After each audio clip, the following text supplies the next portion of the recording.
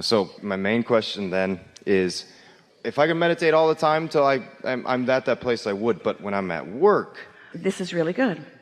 We're asking you to meditate for 15 or 20 minutes at the beginning of each day, to put yourself in a more likely place of being aware of whether you're satisfied or not.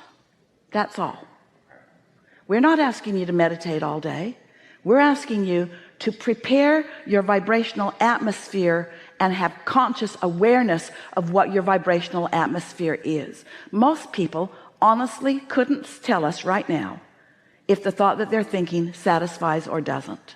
And until you've shown yourself that, then you've got no guidance system that's working for you.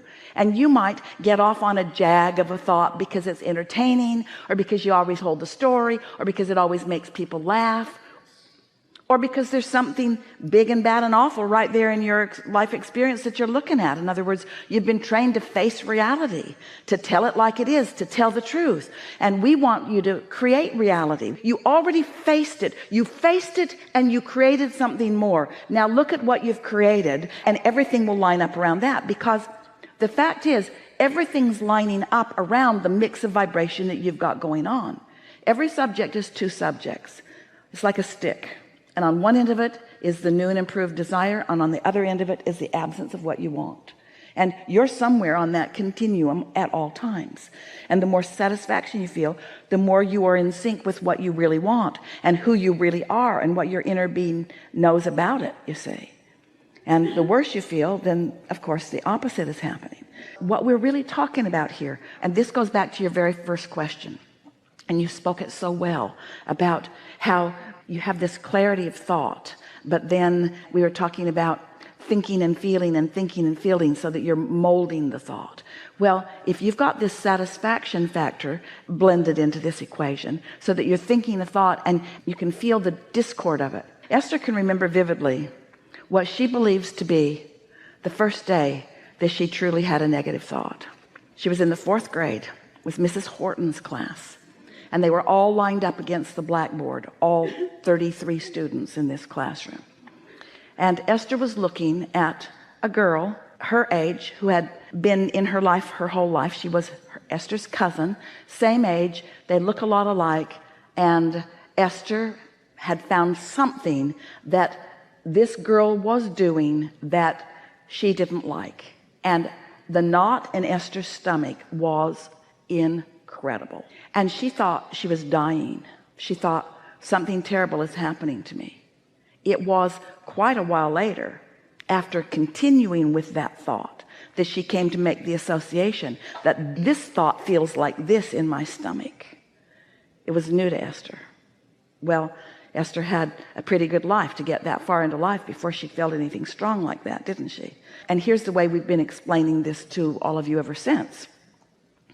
If someone called you on the telephone and said, hello, you don't know me, I'm just calling to tell you I'll never call you again, you would say, okay, thanks for letting me know. But you wouldn't feel anything about it. If someone you really care about were to say, this is the last time we'll be speaking, and you cared about that relationship, you would feel some strong dissatisfaction. So the degree of your satisfaction or dissatisfaction, the degree of the emotion, has to do with the momentum or the power of the desire.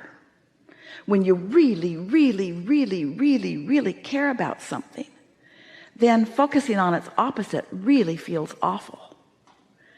Well, we don't want you to wait until it really, really, really, really feels anything, because then you're out of the control of guiding it, because now the momentum is so strong you don't have that nuanced control. But if you're tuning yourself every morning and finding that place where everything feels right, as you said, and then you move into a thought that is off, you'll catch it. And the more you catch it, the less you'll move into those thoughts. So when we're talking about meditation, when we talk to you about creating, which is all we talk to you about, what we're talking about is you finding a way to consciously control your vibrational atmosphere. We're talking about your attitude, your mood, your vibrational atmosphere, because your atmosphere is conducive to the next thoughts that will germinate. Does that make sense to you? So when you get good at controlling that atmosphere by really caring about feeling good, the next thing we want to say to all of you is that we talk to you about meditation, and we get how to some extent you want to say, we get it, Abraham, blah blah blah. We understand completely. And we also know that it's not really very helpful to you, not really, to hear about someone else's success with something, because all it does is make you believe in their ability to do whatever it is they need to do, and doesn't necessarily improve your own ability to do it. So we write books and we have conversations and we tell you about the laws of the universe, but this we wish more than all other things put together for you. It is our desire that you decide that for a week or two or three, that every day, earliest in the day as possible, that you will set aside 15 or 20 minutes and you will quiet your mind till you reach that detached place where you can't tell your nose from your toe. And then you will notice that about the end of one of these meditations, maybe today, maybe tomorrow, maybe the next day, maybe a week, a thought will occur to you on the tail end of this meditation. An impulse will come into your mind, a feeling that you want to do something, a satisfying thought of something that you might like to do. It might be as simple as going to 7-Eleven and getting a slushie. It might be as simple as buying a lottery ticket while you're there. It might be as simple as taking a drive someplace. All kinds of things. Don't try to evaluate the bigness or the smallness of the impulse. Just note that the impulse happened, and then when you are able to note the correlation between the fact that you were in the receiving mode, the fact that you did receive an impulse, and the fact that you followed it and it led to something, then you will know for sure what we're talking about. You will know you have access to infinite intelligence. You will know that it flows to you and that you can receive it, and then you can just enjoy meditating. Don't sit to meditate to receive signs from God. Sit to meditate for the pleasure of a quieted mind, for the pleasure of a rising vibration, for the pleasure of the blending with who you are, for the pleasure of clarity that will come from it. You'll reach the place very soon that a contrasting thing will happen. Instead of it bothering you, it will inspire you. It will launch new rockets of desire. You'll come to understand that you didn't come into this environment asking it to be perfect. You like the imperfection of its imbalance. You like the contrast that would cause you to desire more, because you knew if this time-space reality had the wherewithal to inspire a desire within you, that this time-space reality had the wherewithal to deliver the goods. And it's not just the delivery of the goods that you want. It's not just these thoughts having already turned to things so that now you can sleep it or drive it or spend it or live in it. It's not only the manifestation that's sweet. It's the delicious unfolding of it in your own mind and in your own impulse and in your own behavior and in your own realization all along the way. You are creators who must create. If you were a sculptor making a beautiful statue, you wouldn't say, there it is, this is my life's work, here it is, this is all I'm ever going to do. And people would say, what are you doing now? Nothing, just did this. Just did this. This is going to hold me for all of this lifetime. I just did this.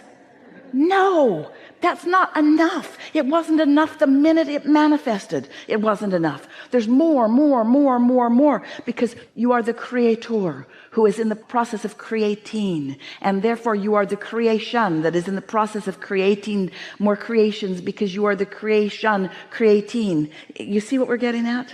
Can you hear us? You get it?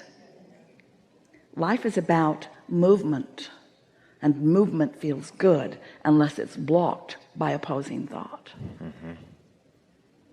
So now that we're in this place, now I'm feeling like I still have more like detailed specifics that I want to know about, but that has nothing to do compared to what I want to create. And also, take note, please take note, that those detailed specifics, what influence are you under with those? Yeah.